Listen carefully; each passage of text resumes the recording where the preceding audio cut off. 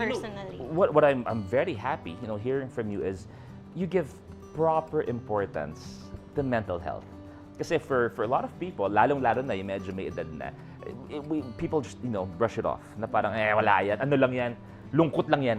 Di ba? Ganun lang yan. Utak mo lang yan. Wala yan, utak yan. Magtubig ka lang, okay na yan. Di ba? Tulog mo lang yan. Tulog mo lang yan, okay ka na. Magtubig ka lang na malamig, okay na yan. Di ba?